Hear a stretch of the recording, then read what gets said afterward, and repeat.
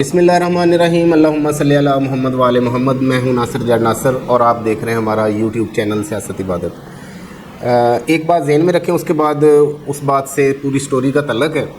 تو سب سے پہلے تو ایک بات ذہن میں رکھیں کہ جو آرمی کا سب سے بڑا عہدہ ہے چیف آف آرمی سٹاف، وہ اسکیل 21 کے ملازم ہوتے ہیں اور وزارت دفاع کے انڈر ہوتے ہیں۔ وزارت دفاع سے ان کو جو بھی احکامات ملتے ہیں وہ سیکٹری وزارت دفاع کے ذریعے ملتے ہیں۔ یہ ہے ایک قانونی بات جو میں نے آپ کو بتائی۔ ابھی اس پہ امپلیمنٹ ہو رہا ہے نہیں ہو رہا ہے یہ الگ بات ہے، لیکن آپ اس نقطے کو ذہن میں رکھیں۔ آگے ہم آپ کو کچھ انکشاف کر رہے ہیں، ان کی آپ کڑیوں سے کڑیاں ملائیں گے تو آپ کو موجودہ اور آنے والا سیاسی منظرنامہ واضح ہوتا چلا جائے گا۔ بات شروع ہوئی تھی لندن پلان سے۔ لندن پلان میں جو دونوں فریقین کے درمیان جو بھی باتیں ہوئی، ان میں جو مین پوائنٹ تھا وہ تھا مائنس عمران خان، یعنی سسٹم کو عمران خان نہیں چاہیے، چاہے کچھ بھی ہو جائے، اس کے لیے کچھ بھی کرنا پڑے، اس کے لیے اداروں کا مذاق بنا دیا جائے، عدالتوں کا مذاق بنا دیا جائے، نگران حکومت کو پی ڈی ایم ہی شمار کر کے ان کے ذریعے کارروائی کی جائے، پولیس، ایف سی، تمام محکموں کا جو مذاق بنا وہ آپ نے دیکھ لیا۔ اس میں جو فائنل پوائنٹ تھا وہ یہی تھا کہ عمران خان سسٹم میں نہیں چاہیے۔ پھر اس کے بعد جو 9 مئی سے غدر شروع ہوا وہ آپ نے دیکھا۔ سب سے پہلے تو جو سرکاری اور فوجی تنصیبات یا عمارتیں، جناح ہاؤس یا کور کمانڈر ہاؤس جلائے گئے اور شہداء کے پتلے جلائے گئے، جو کہ بہت ہی ایک افسوسناک بات تھی۔ عوام میں، بیرونی دنیا میں اس چیز کا ایک بہت زیادہ نکاتی ہوئی اس معاملے میں پاکستان کی۔ اچھا جی، اب اس پہ دونوں پارٹیوں کا الگ الگ موقف ہے۔ جو پلان کا حصہ تھا جو پہلے بھی عمران خان صاحب بتا چکے، تو وہ یہ تھا کہ اس طرح کی کارروائی ہوگی اور عمران خان اور یا تحریک انصاف کو بین کرنے کے لیے اور ان پہ ڈالی جائے گی۔ یہ چیز ہم 9 مئی سے لے کے اس دن تک جب تک انٹرنیٹ سروس بحال نہیں ہوئی تھی یہ بیانیہ ہمیں نظر آیا، اور ساتھ ساتھ تحریک انصاف کے لوگوں کے بیانات سامنے آئے پارٹی کو چھوڑنے کے، اور ساتھ میں فوج کے حق میں ریلیاں، یہ سب کچھ آپ نے دیکھا۔ پورا زور لگ گیا دونوں پارٹیوں کا۔ عمران خان صاحب جیسے اپنی 27 سالہ پرانی جدوجہد میں ان کا ماضی اس بات کا گواہ ہے کہ انہوں نے کبھی بھی، ان کی جو جماعت ہے ایک سیاسی جماعت ہے اور پرامن پروٹیسٹ ہی پہ ان کا یقین تھا، اور یاسمین راشد صاحبہ، ڈاکٹر یاسمین راشد صاحبہ اس دن اسپیکر پہ اناؤنس کر رہی تھی کہ لوگ کور کمانڈر ہاؤس میں نہ جائیں، اور وہاں پہ لوگ تھے جو ان کو کور کمانڈر ہاؤس میں لوگوں کو داخل کر رہے تھے زبردستی، اور ان کی بات کو نہیں سنا جا رہا تھا۔ کچھ لوگ کہتے ہیں کہ ڈاکٹر یاسمین راشد صاحبہ کو جو انڈر اریسٹ رکھا ہوا ہے اس کی وجہ یہ ہے کہ وہ چشمدید گواہ ہے اس سارے معاملے کی، وہ آ کے کلیئر بات نہ بتا سکیں، اس لیے ان کو انڈر گراؤنڈ ہی رکھا جاتا ہے، یعنی ان کی ضمانت ہوتی ہے تو پھر ان کو گرفتار کیا جاتا ہے، جیسے کہ دیگر تحریک انصاف کے رہنماؤں کے ساتھ ہو رہا ہے۔ تقریباً 100 سے زیادہ رہنما گرفتار ہیں، اور 3000 کی ابھی سنا ہے کہ ایک لیٹسٹ بھی آ رہی ہے چارج شیٹ، ان کو بھی اٹھایا جائے گا۔ صحافی عمران خان صاحب کا معاملہ، عمران ریاض خان صاحب کا، ان کے والد صاحب کی سٹیٹمنٹ، اس کے بعد عدالت میں جو صورتحال پیدا ہوئی، اور اس کے بعد میڈیا پہ جو صورتحال پیدا ہوئی، ایون کہ کل جیو جیسے جو کہ پرو پی ڈی ایم گروپ مانا جاتا ہے، انہوں نے بھی اس پہ آدھے گھنٹے کا پروگرام کیا۔ تقریباً تمام صحافی حلقوں میں اور ہیومن رائٹس کی تنظیموں نے پوری دنیا میں اس پہ اپنا پروٹیسٹ یا غم و غصے کا اظہار کیا۔ اچھا جی، جو بات آپ کو بتانے جا رہے تھے، ایک تھا لندن پلان جس کے مطابق یہ سارے معاملات ہوئے، عمران خان صاحب کو گرفتار کیا گیا۔ یہ بھی ایک خاتون جنرل مریم رانی صاحبہ کی جو خواہش تھی کہ ان کو بھی گرفتار کیا جائے، وہ بھی گرفتار کیا گیا۔ اس کے بعد جو اداروں اور پی ٹی آئی کے لوگوں میں تصادم پیدا کرنے کی کوشش تھی وہ بھی کر کے دیکھ لی گئی، وہ تصادم پیدا کیا گیا، اور پورا منظرنامہ ایسے بنایا گیا کہ جیسے پی ٹی آئی ایک دہشت گرد جماعت ہے، اور یہ شروع سے ہی مطلب اینٹی اسٹیبلشمنٹ جماعت ہے۔ اچھا، یہ لندن پلان سے کام شروع ہوا۔ اس سے پہلے عمران خان صاحب لاڈلے ہوتے تھے، یہی لوگ، یہ بلاول بھٹو، خواجہ آصف، مریم نواز، یہ کہتی تھکتی نہیں تھی کہ یہ لاڈلے ہیں، ان کو الیکشن سے نہیں سلیکشن سے لایا گیا۔ پھر یکدم سارا منظرنامہ چینج ہو گیا۔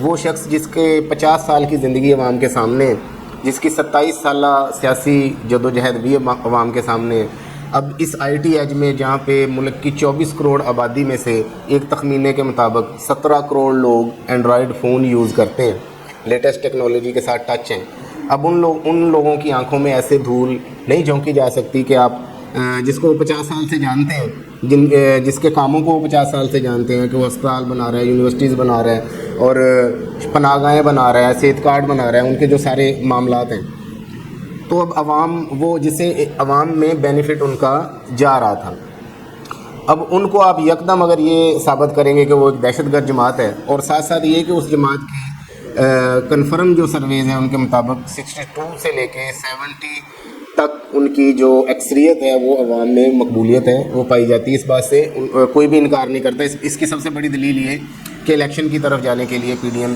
اسی وجہ سے تیار نہیں ہے کہ ان کا عوام میں بیانیہ بہت زیادہ مضبوط ہے.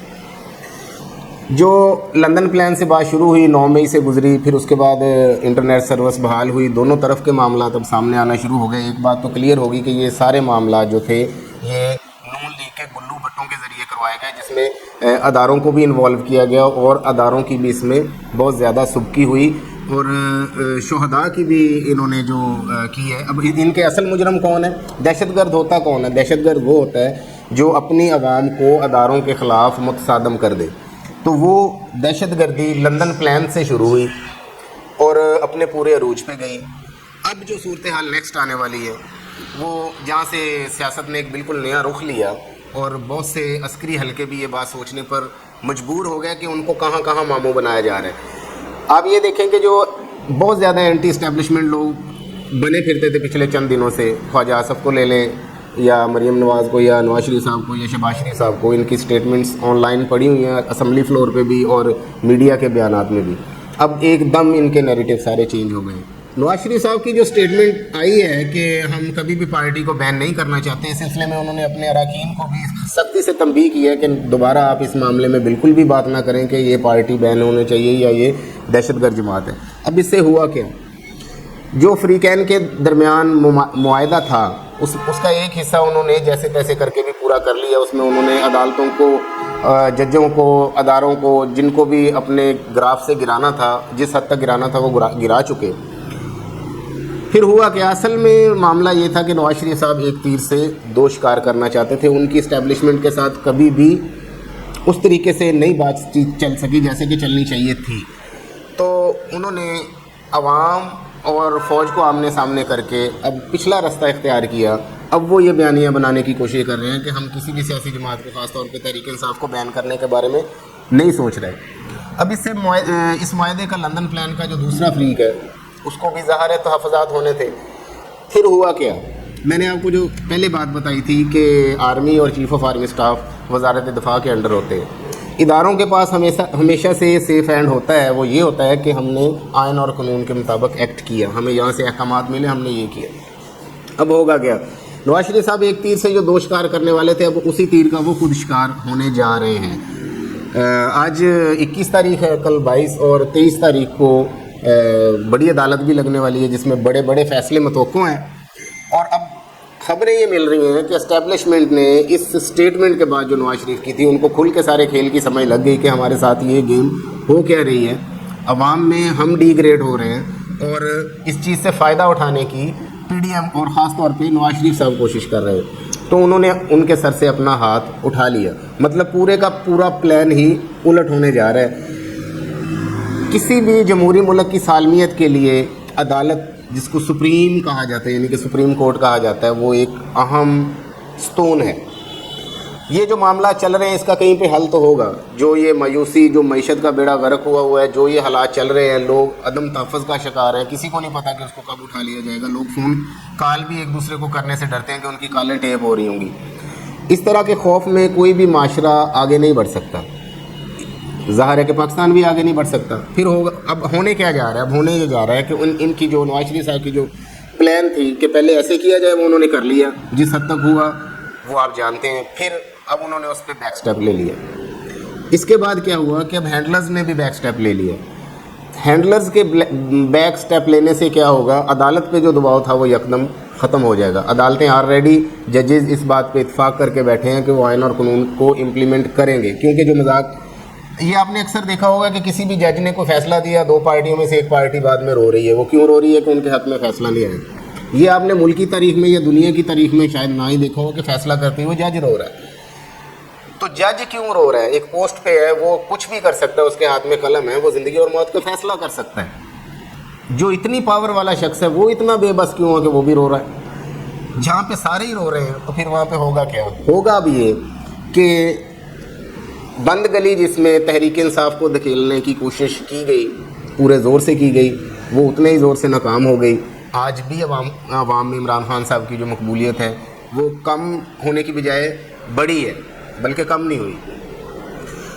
اسٹیبلشمنٹ کا ہاتھ اٹھ جانے کے بعد اب عدالتیں بالکل فری اینڈ فیئر آئین اور قانون کے مطابق فیصلے دینے جا رہی ہیں۔ آنے والے دنوں میں آپ کچھ بڑے بڑے نام نااہل ہوتے بھی دیکھیں گے، اور کچھ اداروں کو بھی آئین اور قانون کی پابندی میں آنا پڑے گا۔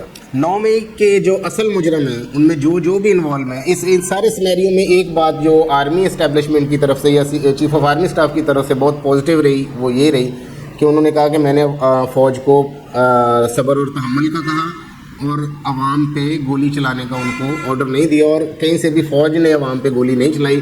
لیکن اس کے ساتھ ساتھ جو شہادتیں وہاں پہ ہوئی ہیں، جن لوگوں کو سیدھی بڑے گنز کی گولیاں لگی ہیں، وہ چلانے والے کون تھے؟ وہ نون لیگ کے اپنے گلو بٹ تھے، یا انہوں نے اپنے اس سے ایف سی سے یا رینجر سے یا پولیس سے وہ لوگ ہائر کیے ہوتے؟ وہ کون لوگ تھے؟ یہ جب بھی صاف اور شفاف تحقیقات ہوں گی، عدالتی جوڈیشنل کمیشن اس پہ بنے گا، وہ سارے معاملات سامنے آ جائیں گے۔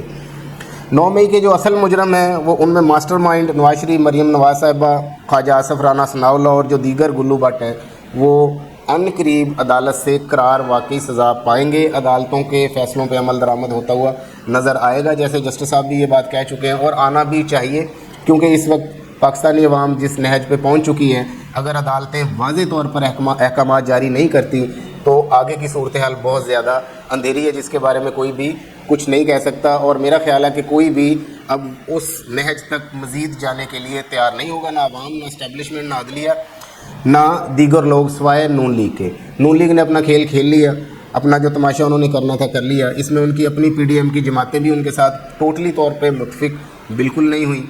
اب نون لیگ بند گلی کی طرف جا رہی ہے، بلکہ جا چکی ہے، اور فیصلے عدالتوں سے آئیں گے، عدالتیں اپنا کام کریں گی، اور عوام کو، پاکستان کو اس ساری صورتحال سے نکالا جائے گا، نکالا جانا چاہیے، اور عدالتیں اب یہ سارے معاملے کو ڈیل کریں گی اور نکالیں گی۔ 9 مئی سے اب 23 مئی تک کا جو دورانی ہے، اس کے بعد ٹوٹل سیاسی منظرنامہ آپ کو بدلتا ہوا نظر آئے گا۔ اب تک کے لیے اتنا ہی، مجھے اجازت دیجیے۔ آپ کا بھائی ناصر جاڑ ناصر، پاکستان زندہ باد۔